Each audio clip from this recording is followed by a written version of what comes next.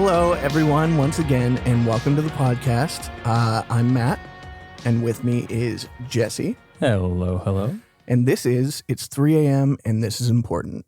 So today we are going to do an episode on attachment, specifically adult attachment. And attachment science and all that kind of jazz. Yeah, all that fun stuff. So I think we started on this journey, or you started on this journey through therapy, correct? Yeah. My therapist and I were kind of just going through a bunch of different stuff throughout my life, and I don't really remember how we came upon the subject of attachment and like how my relationships kind of form and how I am in relationships, but it was along the lines of those conversations. And then she kind of just suggested I read this book so that we could kind of talk about how I feel about my attachment style and just how I feel about the relationships in my life generally. Right. Just kind of be reflective about like the relationships I've formed and like the way that I do it. Yeah, absolutely. And then you encouraged me to read said book, which I was super excited about because we have our first ever source on the podcast. Ooh. So the majority of the information that we got for this episode was from the book Attached, The New Science of Adult Attachment and How It Can Help You Find and Keep Love. And it was co-written by Amir Levine and Rachel S.F. Heller. And they're both doctorates, right? I'm not sure. Doesn't it say on the cover of the book if they're doctors? I could be misremembering this. I feel like one of them is an MD and one of them might not have been. Right. I don't know. Either way, they're very well-versed folks in this specific field of science. Absolutely. And they really did make one hell of a book. I mean, it is super easy to read. Very, very interesting. Yeah, super quick too. Yeah, they really kind of get to the meat and potatoes of it right off the hop. And it felt helpful for me. Like I actually found it quite insightful just based on my life and felt attached to it. I would say I felt the exact same way. I feel like everybody can get something out of the book for sure. We all have a certain attachment style. We all have things that we can kind of work on in our relationships. Yeah, for sure. So yeah, highly recommend it. Me too. So the book kind of starts off with the general statement that human beings are social animals at our core. Absolutely. I don't think there's any way to kind of deny that. We are hardwired for it evolutionarily. And we spent kind of a lot of our time in the past in these kind of groups of about 100 to 150 people. And so it's theorized or kind of highly considered that the attachment styles that we're going to be talking about are all evolutionarily relevant for these groups. So sure. each attachment style is... It's kind of embedded in our DNA, right? Like it's just a part of us. Yeah, because we needed to use these tools all the time. Yeah.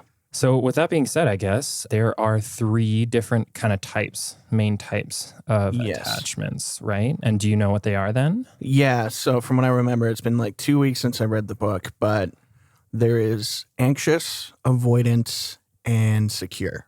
Is that correct? Yeah, and then a very small percentage of the population kind of has avoidant and anxious. Right, anxious avoidant is like the rare one. Yeah, definitely. Yeah, I think they say in the book it's somewhere around 5% of the population has that. Yeah. Which actually, for some reason, I thought that you were an anxious avoidant, but I don't know why I thought that. No, so I lean really, really heavily on the anxious side. Right. I wouldn't say I have really any avoidant qualities whatsoever. Okay.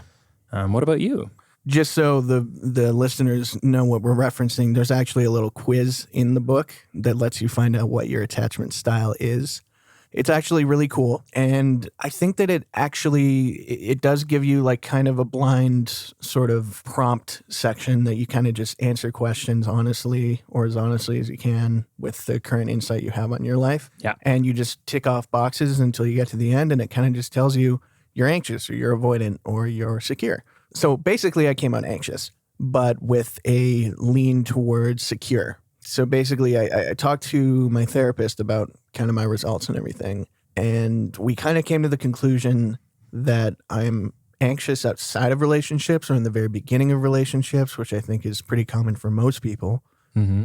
But I usually get to the secure stage pretty easily without much persuasion. Like I can get to the secure phase because I guess I'm a trusting person. I would say so, yeah. And once I feel secure with my partner, I find it very easy to be in that relationship and trust them and respect their boundaries in their life, but also expect a certain level of affection from a person, as we all do. Mm-hmm. I think in the end, I'm anxious, but also secure. Yeah. And I think that is kind of normal. I think we all kind of experience at least some level of anxiety at the start of a relationship, right? Especially if you're like really feeling the person. Yeah. I mean, we've all been there. We've all got the butterflies and the why aren't they texting me back? And do they really like me? Like, I don't think they really like me. Do they like me? I don't know, man. I feel like that we all go through that. Even the avoidance, we all have like the phase of new and exciting.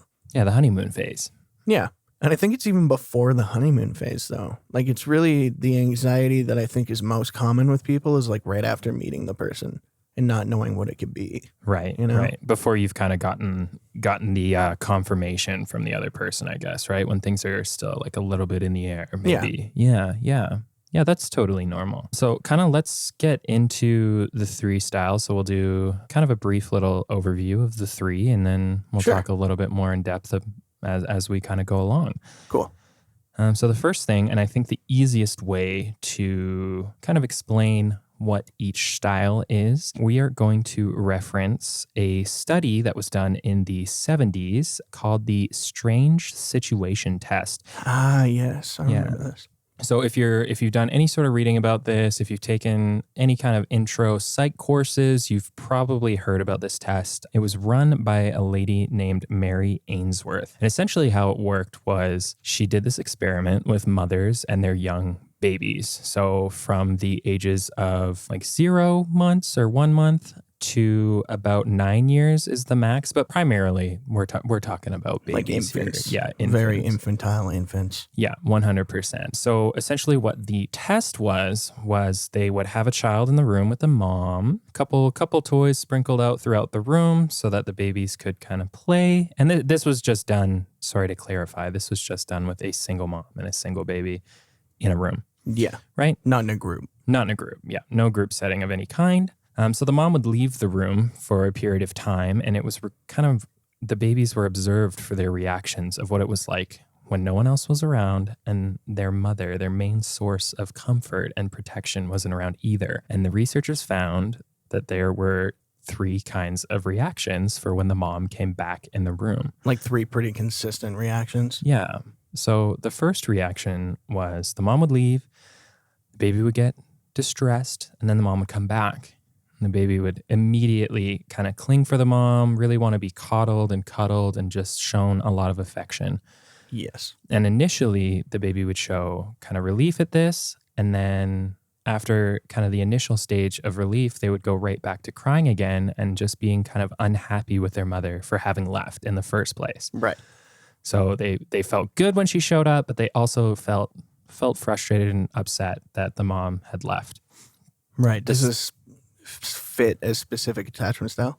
Yeah, so that reaction? Yeah, so that reaction would be the anxious style. Okay. The second kind of common reaction would be the baby would play, the mom would leave, the baby would be upset, and then when the mom showed up again, the baby would just kind of ignore the mom and pretend that it was okay and not really acknowledge her at all. Right. Not really responding to kind of the affection that all the moms wanted to show when they got back in the room. Right. So even though on the surface these babies seemed like they were fine and not really bothered, they were actually still just as upset as the anxious babies. Right. And the way that they measured that was elevated blood pressure, and then they actually measured increased levels of cortisol in their blood, which is a stress hormone. Yeah. So even though they're not showing it on the outside, they are still just as affected as the anxious babies. Interesting. It's weird how that can be like baked in. Yeah. It's crazy that like this is set so early on. Like as soon as we're kind of in the world, we have these attachment styles. Like straight out the womb, you're already fronting. It's ridiculous. Well, it's kind of speculated. It's a stone cold baby. So one of the things that's kind of speculated is that there is kind of like your genes play a role in this. So sure. So some kind of genetic element. Yeah, that's definitely theorized that it's not necessarily just all nurture, and some of that Would that also be some kind of hereditary sort of trait as well? Do they go over that? I actually don't remember. So I don't remember reading any of that either. right. I'm just kind of referencing a couple of paragraphs there in the middle where they do bring up that it's not necessarily just your upbringing. It could be genetic as well. So onwards to the third baby, or the third kind of reaction that these babies showed. So the baby would be playing, the mom would leave. And then when the mom came back, the baby was very, very happy and excited and loved kind of the coddling and the attention. And then they felt good. They weren't upset when the mom came back. They just felt really content. Things were back to normal. Everything's good. Yeah. Let's move on. Let's be happy. Exactly. It's done. It's not a big deal. No problem. Good for those babies. Yeah, seriously. Yeah. Imagine being born with the ability to just accept where you are and how things are. Yeah. Well, that's not to say they were having a great time the entire time. Like they were sad that their mom left, but their mom came back and it's like, hey, you're always going to be there for me, Mom. Exactly. And yeah, so that's kind of the easiest way to introduce you listeners out there to kind of the basics of each attachment style. Okay, I got a question for you. Yes. Do you know what kind of baby you were? Do I know what kind of baby I was? Yeah, like just generally, do you know what like kind of baby you were? Like if you have any knowledge of what you were like as a baby, what do you think your results would be? So I don't have any knowledge of when I was a child. I was actually adopted. Right. So I don't know. There is some correlation, like there is like a little bit of correlation between your style as a baby and then your style as an adult. So sure. I would guess that because I'm anxious as an adult, I was probably anxious as a baby as well. Yeah. But that's not always just the with case. the super limited information that you have. Yeah. That would my assumption would be anxious. Yeah. What about you? I was from what I've been told, I was a pretty well behaved baby. And I was pretty calm. My brother was more my brother would have been anxious. Really? I would have never guessed based on who he is now. He's definitely secure now. But he would have been anxious for sure. Because apparently he used to throw temper tantrums. He really loved attention. And yeah, he kind of craved it. So for me, I was more of a calm baby. I was kind of level-headed, I guess, for a baby. So I think that I probably would have tested secure. Okay. Just because whenever my mom was around, I was happy. Whenever she was gone, I was actually pretty good going to kindergarten. Like I didn't really put up a fight. I was like, cool, we're doing a new thing today. Yeah. And then I kind of just got into it. But when I went home, I was always happy to be home. So yeah, I think I probably would have tested secure, at least from what I know. Oh, awesome. Yeah, that's great. Okay, so with all that being said, let's move on to kind of a bit more of an in-depth look at the anxious attachment style. Cool. Yeah. And sorry to out you like this, but you fall in this category, right? I guess you already said that you were. Yeah, definitely. So much so that I felt a little called out, or extremely called out by this book, because I ticked just about every box. Do you feel these things all the time? Looks like you're anxious. Yeah. Cool. Definitely, definitely. So an anxious person or someone that leans on the anxious side of things, they really, at the core of things, I think, are just looking for affirmation. Yeah. That their partner still likes them, that everything's okay, and that things are just fine. Yeah. So with the underlying sort of anxiety that things somehow aren't. Yeah. So one of the main kind of traits of someone on the anxious side of things is that they are very attuned to subtle changes in their partner's behavior. Right. They're better than the other two kind of styles at picking up on things. Right. And so that kind of causes them to definitely overthink things. Yeah. A lot. Just read into certain expressions or certain ways people say things or anything like that, right? Yeah, 100%. And they're actually usually pretty on the nose about that stuff, or about the differences, not necessarily the reasons behind them. Right. I think they did there was a study outlined in the book, right, about noticing subtle changes in people's faces based on pictures, right? Yeah. So I believe the kind of study you're referring to is the participants were shown a photo, and then the photo slowly kind of morphed into an emotion. Right. And they would say when they feel it's changing in a negative or positive way, right? Yeah. So as quickly as kind of they felt comfortable, they would kind of say what they think that emotion would show on the person's face. Yeah. And anxious people were generally a lot better at this, right? Yeah, they were generally faster at giving an answer for sure. And I believe generally better like more at accurate giving an accurate answer. Yeah. With that being said though, sometimes or oftentimes the anxious person might jump to conclusions a little too quickly. So the best results for an anxious person is actually when they kind of take a few extra seconds and really affirm what they think has changed. Right. Stop, take a breath. Exactly. Reflect on it a bit. Don't give in to your initial reaction. Yeah, 100%. Right. And that is obviously much easier said than done. Yeah, of course. Yeah. So with all that in mind, I'm just going to kind of give you a little list of some of the traits that an anxious person will show. And maybe you as the listener will identify this and maybe not. Cool. So a lot of the coping strategies that an anxious person will use, they are actually called activating strategies. And these are just trying to get something from their partner. They want more than what they are currently getting. And so some of the ways that they try to do that is they will withdraw. That's kind of out of hurt for whatever they feel has been slighted or things like that. They will make attempts to make the person jealous. Right. Again, in order to just elicit that response.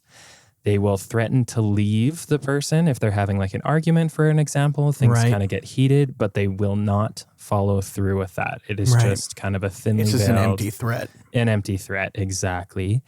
They will attempt to reestablish contact at any cost. Right. So that'd be, multiple text messages. They'll try to... call and leave voicemails. Yeah, you'll just get whatever. Exactly. An email, a Snapchat. I think the worst example I can think of is showing up at someone's work or something, right? Yeah, that would probably be, I would hope anyways, the last case scenario for that, or kind of the final step to that. But yeah, they on a worst case scenario, they will go that far. Yeah, at any cost, right? That's kind of the trait. Exactly. Yes. And then kind of the last thing that they will do, at least according to the book, there are obviously going to be many different ways that we're not going to cover that an anxious And there's a lot of nuance just to human psychology, and we're also not psychologists. Exactly. So kind of the last one that I have written down here is they will wait for the partner to make the first move of reconciliation. Right, without really communicating that. That is just the expectation that they have to do something about it. And if they don't, then fuck them. Yeah. Right? So in my own experience, and this never works, hints never work. Yeah.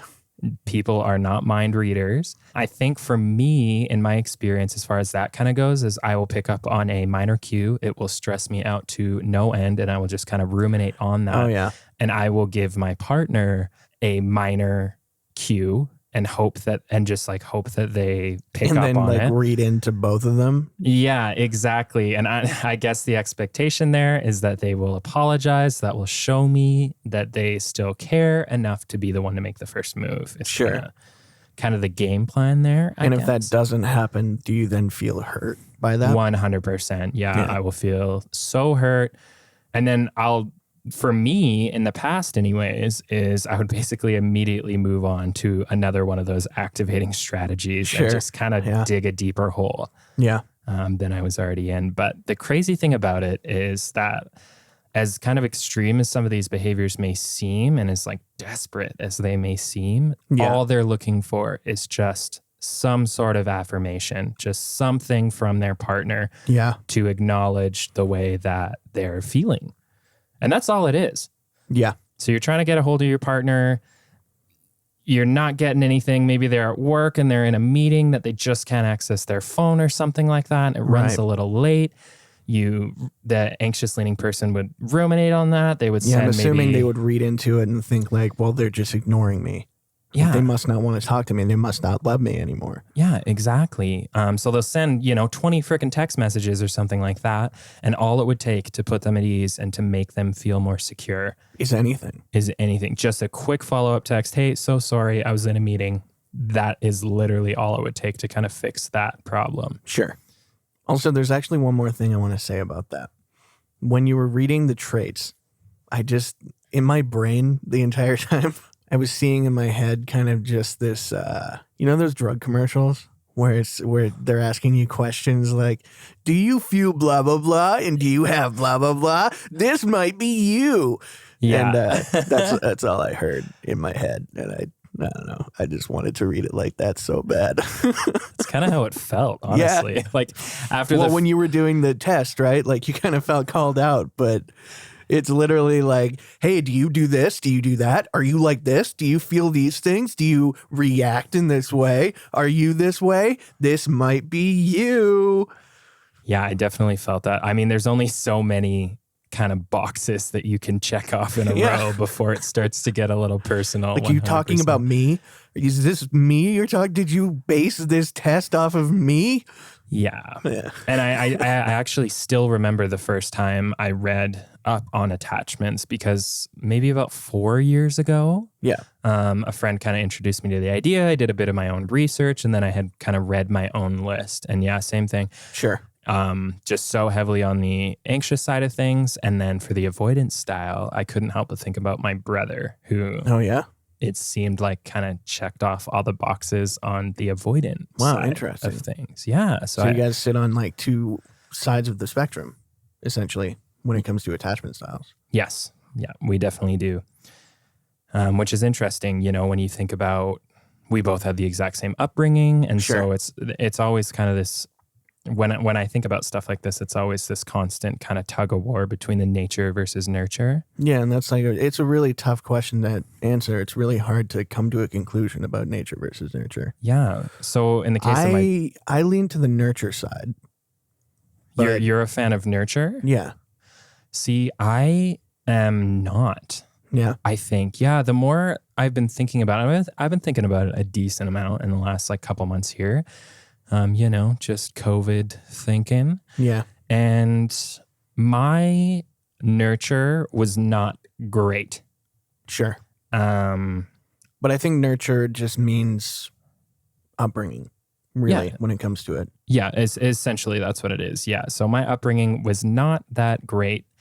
And I believe that I'm a pretty decent human being considering kind of the upbringing that I had. Right. So that really makes me feel, in my experience, that nature is pretty strong. And I initially didn't really hold that opinion. When I first kind of started looking into these things and thinking about all this kind of stuff, I definitely was of the opinion that nurture was kind of the ultimate be all end all thing. But yeah, as I do more research and things like that, I do think nature definitely plays a bigger factor than at least I had previously thought. Sure.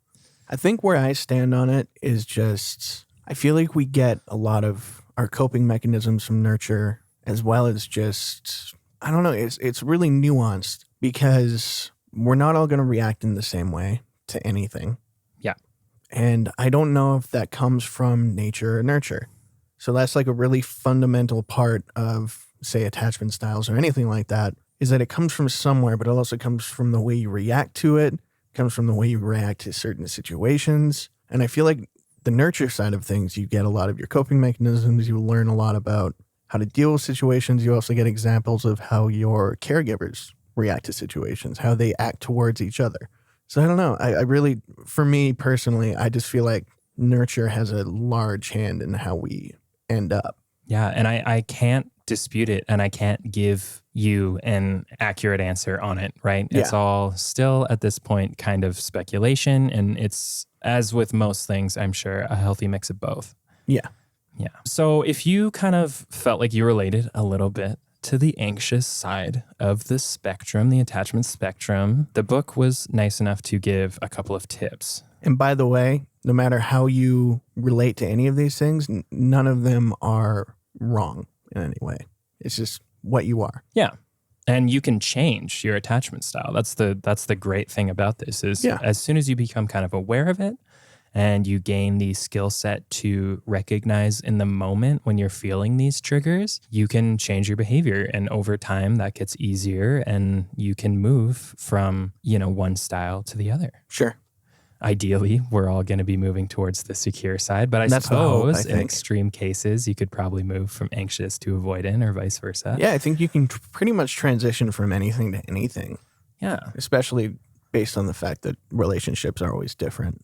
Yes. And Yeah. some are really bad and some are really good and some are just neutral. But either way.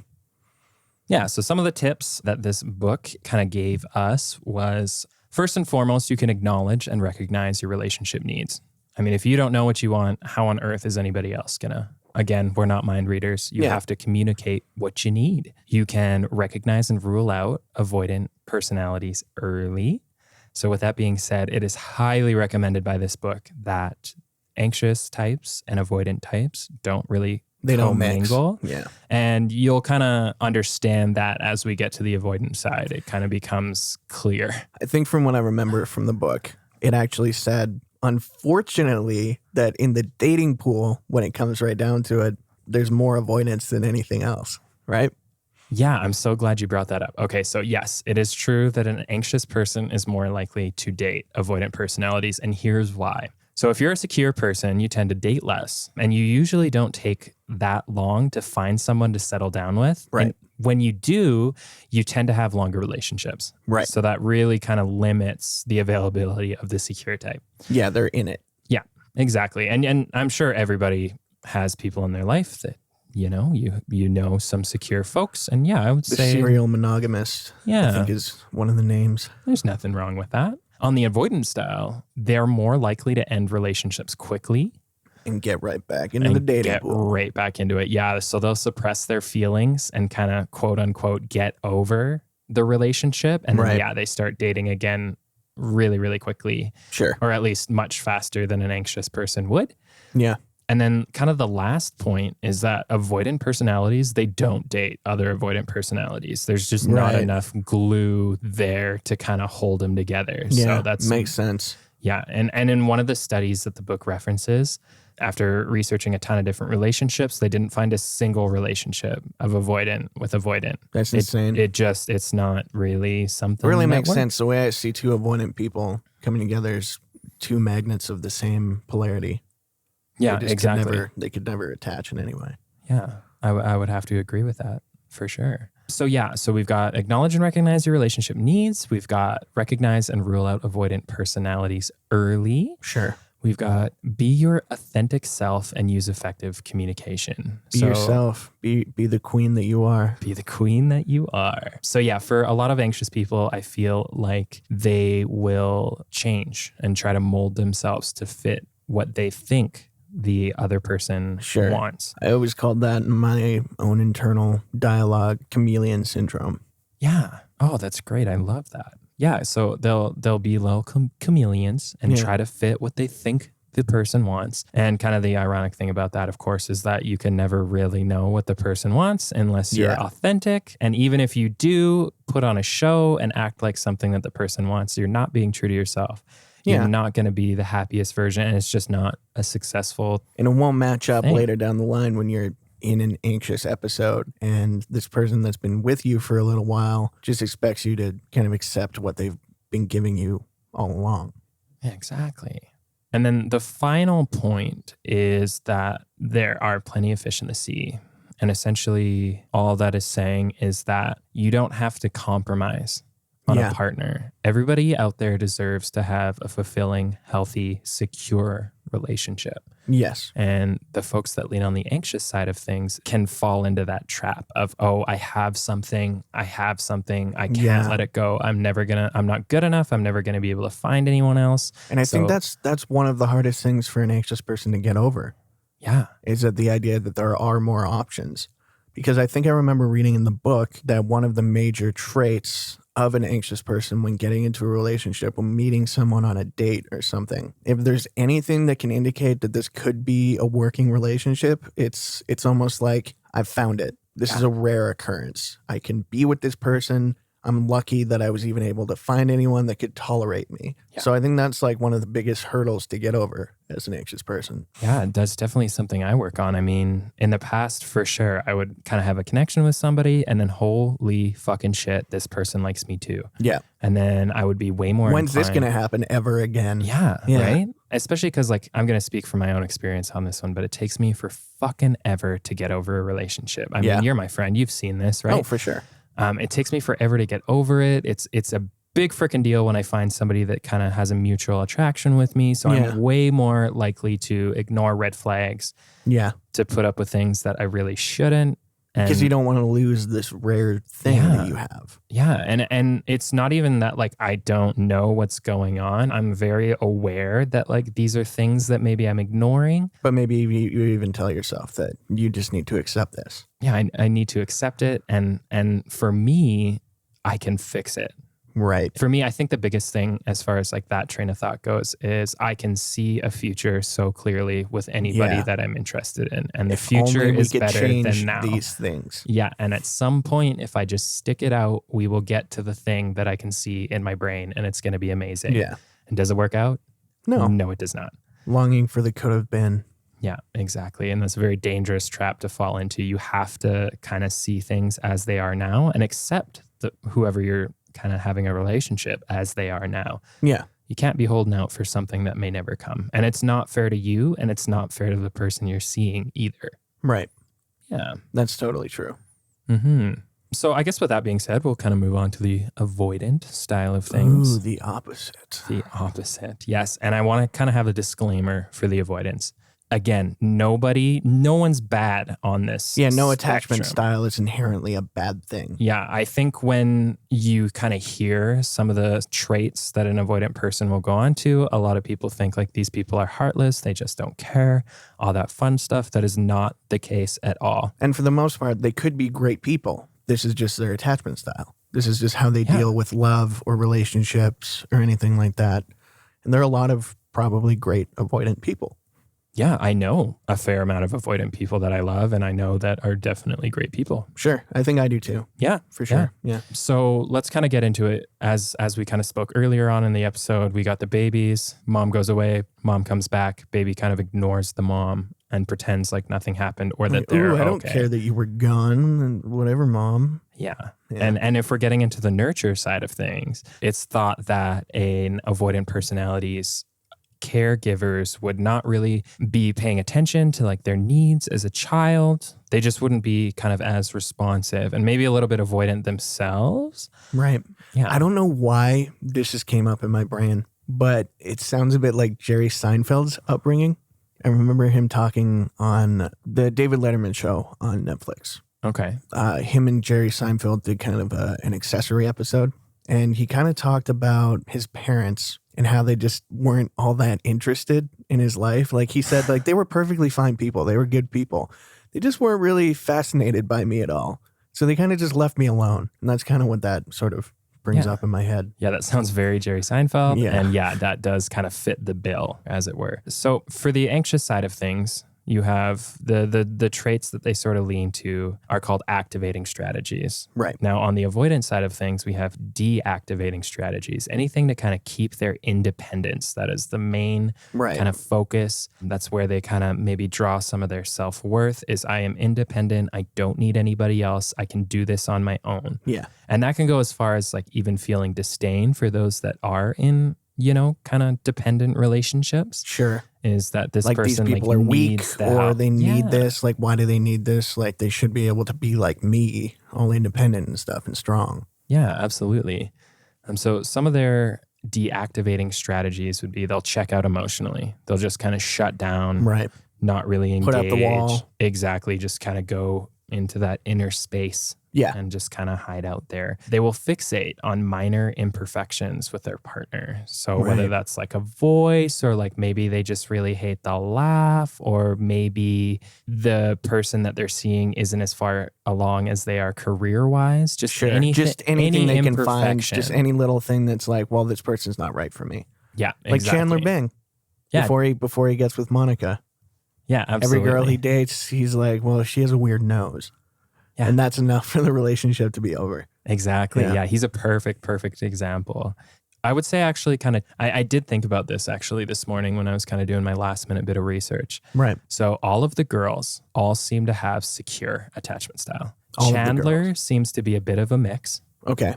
Ross is an anxious style. Yeah. And Joey is an avoidant style. Okay. I just thought that was so interesting that all of the women in the show seem to be secure. Did you read this or did you just like analyze them really quickly? No, that was just my own analysis. Yeah. I'm kind of binging Friends right now. Of course. And so, yeah. For what? The 20th time? Yeah, you know about that. So yeah, I just thought that was like crazy interesting and a great example if you've seen the show. Yeah, it's very cool. Mm-hmm. Tiny little insight into some characters. I'm sure there's a lot of like character analysis that would be cool to go through. Yeah, I'm sure somebody somewhere out there much smarter than the both of us has done a lot more work on that. Yeah, so they'll fixate on minor imperfections. They'll pull away when things are going well, just like seemingly out of nowhere. Right. Yeah, I think maybe, I don't know. I don't want to speak too much on the avoidant side because I really can't relate. Yeah, and I don't really know much about what it's like to be an avoidant person. I'm not an avoidant person, far from it. So yeah, I literally know nothing about what it's like to be an avoidant person. Yeah. I can't really relate to the avoidant attachment style. Yeah. In fact, it actually makes me kind of sad just from my personal perspective. Yeah, it's nice. I think we all would like to be able to relate to everyone in some sort of way, right? Yeah. Yeah. Well, just the attachment style in itself makes me sad because I can imagine eliciting those behaviors myself and I don't feel good about it. You know what I mean? It really goes against the whole humans are social animals thing that we talked about at the start of the episode. Yeah, for sure. It's just the opposite of what we need. And there's really no getting around that. Yeah. There's no strategy. There's no secret recipe. We need companionship. Yeah. Plain and simple. We need each other. And it's totally normal and it's totally fine to be dependent on someone and to rely on people and to need help. Yes. And I think that's actually one of the tips sort of for an avoidant personality, isn't it? Yes, I believe that is in there. We'll get to that. Yeah, for sure. Yeah, for sure. So they will pull away when things are going well. They'll avoid physical closeness. Okay. So for me, I've had a few people in the past say like, oh, I'm not a huge fan of public displays of affection. Right. And to some extent, I can totally agree with that. But I also don't think it should be a really big deal to give your partner a kiss goodbye in front of other people or to hold hands while walking down the street or anything like that. Like that's a total acceptable need for someone to have. Yeah. I enjoy that kind of thing. Yeah. So I get that. Yeah. You want to know that your partner isn't ashamed of you, essentially, right? Yeah. On the flip side of things, I also don't want to, make out in front of a bunch of people either. Or like, yeah, that's not what I'm saying. Get way too touchy or whatever. But yeah, a balanced form of PDA that's more just being connected in small little gestures. And then kind of the final thing I have is that they will form impossible relationships that are just never going to work out no matter what. So the best example I can give for that is seeing a married person. Seeing a married person. Yeah. Oh, yeah. Okay. So the relationship's kind of doomed to fail, right? Yeah. Or maybe that's starting up a relation. Maybe you're in an exotic country for like a month or something like that, and you start up a relationship. Just starting something up with the wrong person. Yeah, and doing so not necessarily intentionally, but that's definitely kind of the cause behind the action there. Yeah. Yeah. And I have known people that have definitely done that kind of thing. Yeah, me as Getting well. with the wrong person. And usually at the end of it, either they find it easy to get over or sometimes they're actually very hurt. So when it comes to avoidance, I guess it does sort of fit the narrative that if you were to be with someone that had no prospect of going anywhere, then it kind of just works out perfectly for an avoidant person. But that's the thing too, and I'm going to keep stressing it. I feel like I have to kind of show up for the avoidance. These things are not intentional actions. Yeah. None of this is going to be something that these avoidant personalities kind of do intentionally. Yeah, and like I said, there's probably a lot of great people that have avoidant attachment styles. And they don't necessarily feel good when that relationship is over either. So even though unintentionally, that's the reason that they maybe chose to kind of get themselves in an impossible relationship that's not going to work out, it doesn't mean they're super stoked when the whole thing ends. Sure. They'll still be sad. Even when they're not showing it, they're still going to be stressed out and bummed out. Nobody likes when a relationship ends, right? No, of course not. Yeah.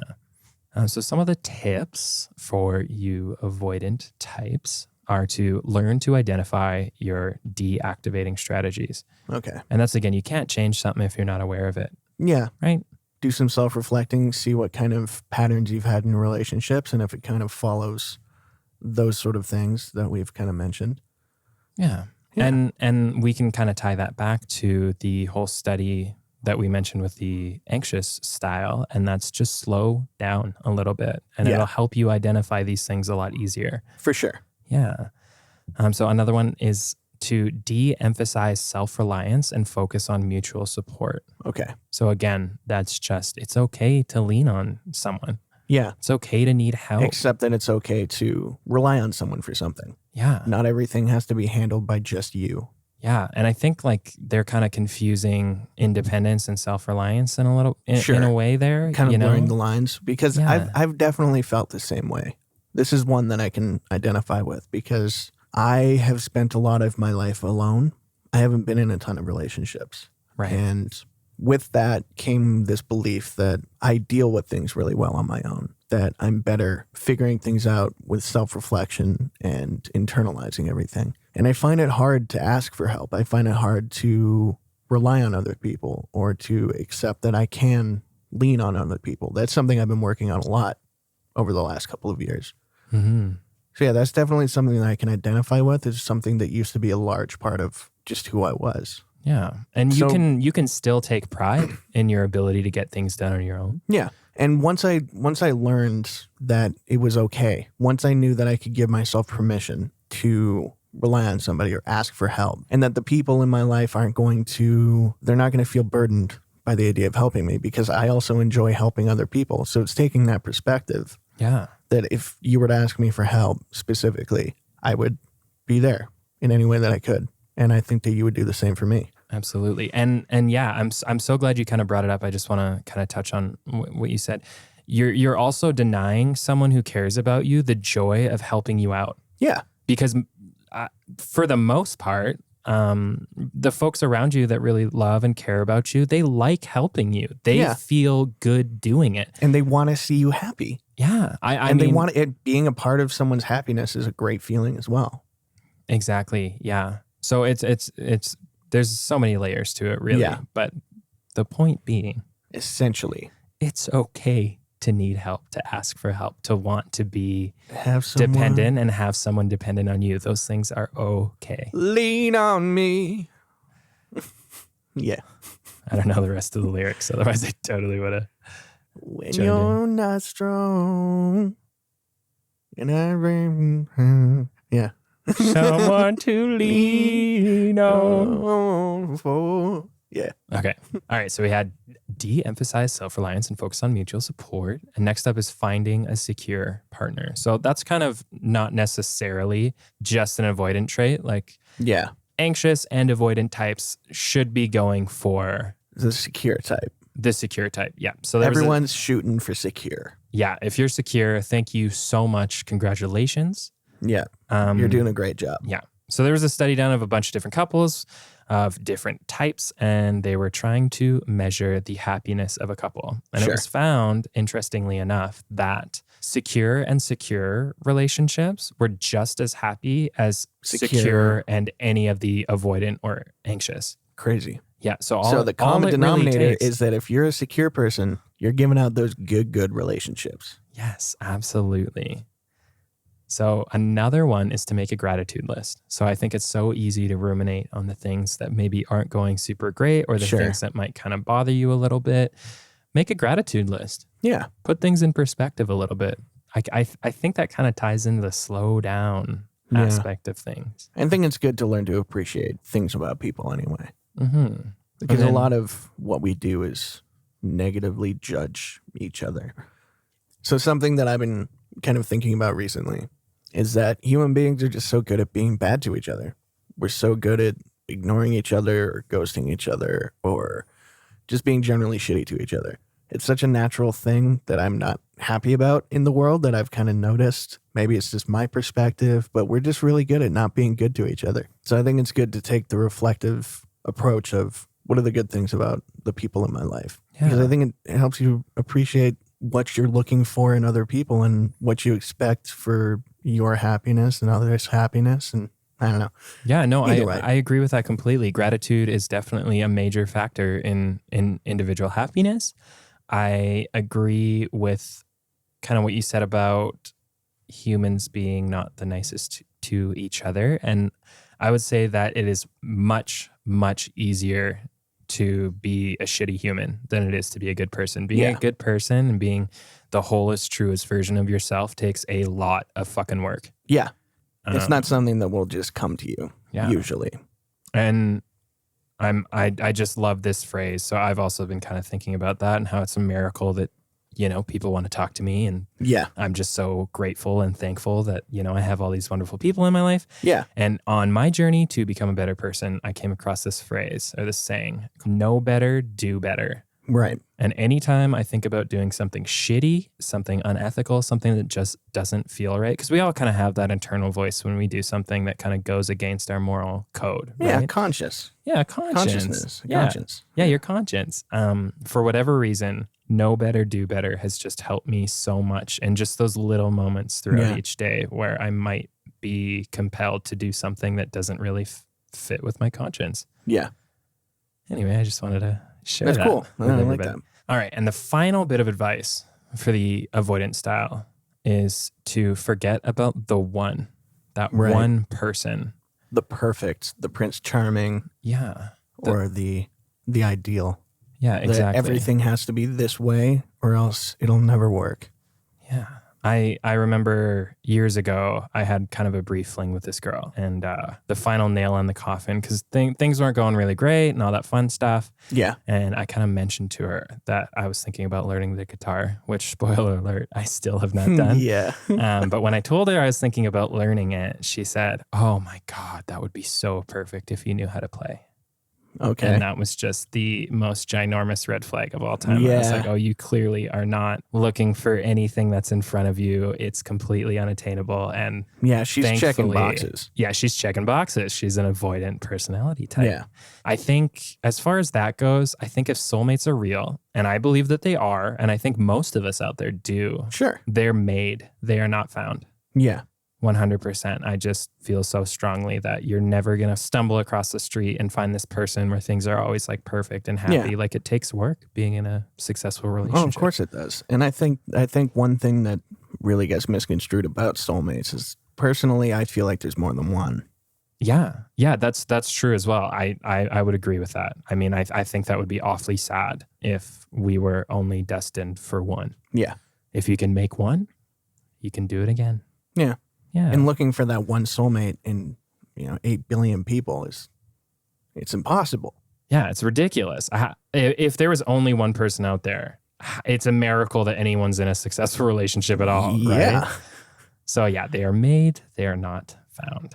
So with that being said, I think we should move on to the secure style of attachment. Okay. These are people that feel comfortable with themselves. They have clear boundaries. I'm assuming they're good communicators as well. Yeah, that's pretty much the number one best indicator is they are comfortable expressing their needs, for sure. Yeah. They are good at setting appropriate expectations for their relationship and their partners and themselves. Right. They are great conflict de-escalators. Okay. So they're not going to explode in a fight. They're going to treat whatever issue is going on or whatever the argument may be. They're going to treat that other person and themselves with compassion. Right. They're mentally flexible, so they're not just stuck looking for that one. They're not just set for, that one person. Yeah, there's no major ideal. You might have a type, but... Yeah, but they're able to kind of look at each person at face value, acknowledge their flaws, and accept the more positive traits that person may have and kind of roll with the punches. As you said, they're effective communicators. They're comfortable with closeness, so they're not afraid of a little PDA.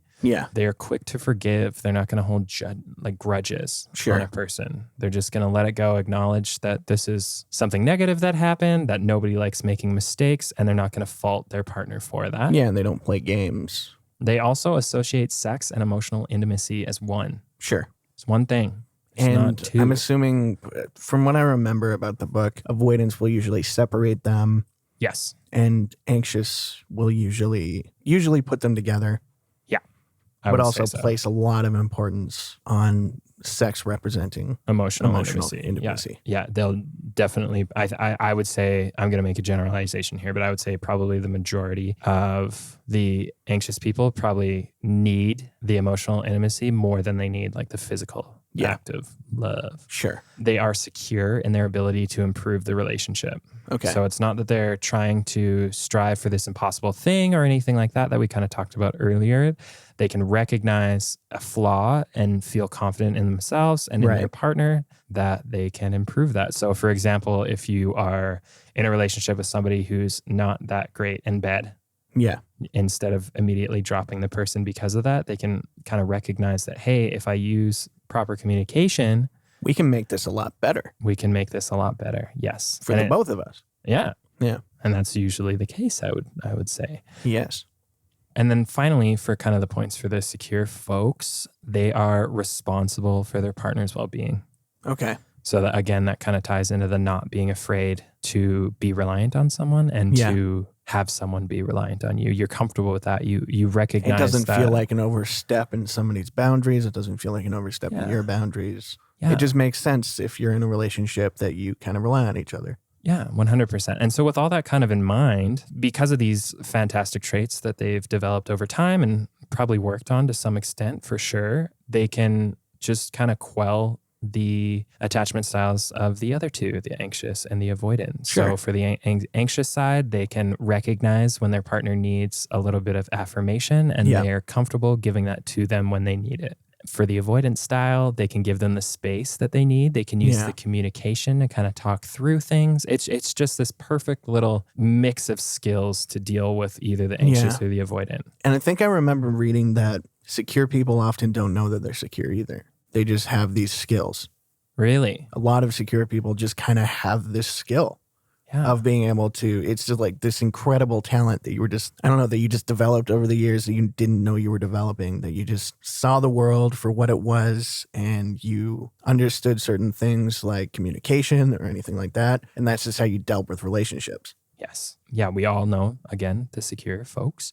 And maybe that has something to do with their upbringing, their nurture. Maybe people that are secure have more secure parents. I'm not 100% sure on the correlation there. That's just my own speculation. But if I had to guess, I would say that's probably the case. From my very personal experience, I would say that because my parents are still together and they very much love each other, and I've seen them respect each other in a very communicative way. They've been through a lot together. I definitely had the example of a secure relationship, and my dad is a very secure person. So with that being said, I feel like that actually helped me figure out how to become a secure person myself. Even though I do display certain anxious traits, I still, in a relationship, usually end up on the side of secure. And I mean, your brother, obviously, at least on the surface, appears to be the most secure man on the planet. Yeah. So yeah, that definitely kind of fits the bill for your family in particular. Yeah. So with that being said, I think it's easy to assume that secure folks are kind of these perfect human beings and they always have successful relationships, and that's definitely not the case. No, like we said, like these attachment styles aren't inherently good or bad.